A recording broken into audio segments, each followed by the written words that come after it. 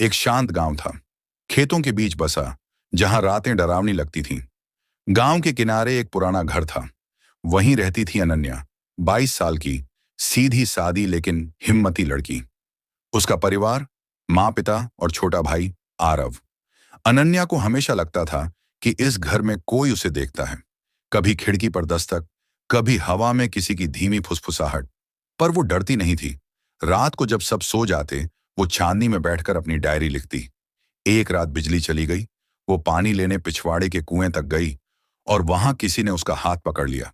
वो चीखी, मगर आवाज बाहर नहीं निकली। अगली सुबह उसका शरीर उसी कुएं के पास मिला। घर में मातम छा गया। माँ हर रात उसकी तस्वीर से बात करती, तू चली गई, अब घर कौन संभालेगा। लेकिन कुछ हफ्तों बाद घर में अजीब घटनाएं शुरू हो गईं। रात में दरवाजे अपने आप खुलने लगे, दीवारों पर खरोंच के निशान। और आरव कहने लगा, माँ, दीदी रात में मुझसे मिलने आती हैं। माँ ने सोचा बच्चा सदमे में है, पर एक रात उसने खुद देखा। फर्श पर गीले पैरों के निशान, और फोटो में अनन्या की मुस्कान गायब थी। चेहरा अब गंभीर और गुस्से में था। गांव में एक साधु आया जो आत्माओं को महसूस कर सकता था। उसने घर के अंदर ध्यान लगाया और बोला, इस घर में दो आत्माएं हैं, एक रक्षा करती है, दूसरी विनाश। सब हैरान रह गए। साधु ने बताया, अनन्या की मौत हादसा नहीं थी। उसके अपने चाचा ने उसे कुएं में धक्का दिया था, जमीन के लालच में। चाचा अब उसी घर में रहने लगे थे, लेकिन रात में उन्हें डरावनी चीजें दिखाई देने लगीं। कभी आईने में अनन्या का चेहरा, कभी हवा में ठंडी सांसें।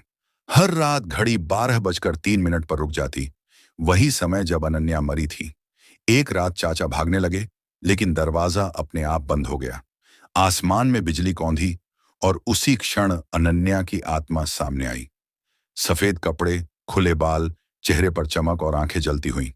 वो बोली, तुमने मेरे परिवार को खतरे में डाला, अब मैं उनकी ढाल बनूंगी। चाचा चीख उठे। अगली सुबह उनका शरीर उसी कुएं के पास मिला जहां से सब शुरू हुआ था। घर में अब फिर शांति थी। मां की तबीयत सुधर गई। आरव बड़ा होकर पुलिस अफसर बन गया। पर जब भी कोई बुरा इंसान उस घर के पास जाता, अजीब हादसे होने लगते। लोग कहते, उस घर में अब भूत नहीं, एक रक्षक देवी रहती है। रात में अगर कोई अनजान उस घर के पास जाए, तो हवा में हल्की सी खुशबू आती है और धीमी आवाज सुनाई देती है, डर मत, मैं यहीं हूं। कभी कभी आत्माएं बुरा करने नहीं, अच्छे लोगों की रक्षा करने लौटती हैं। वो लौट आई।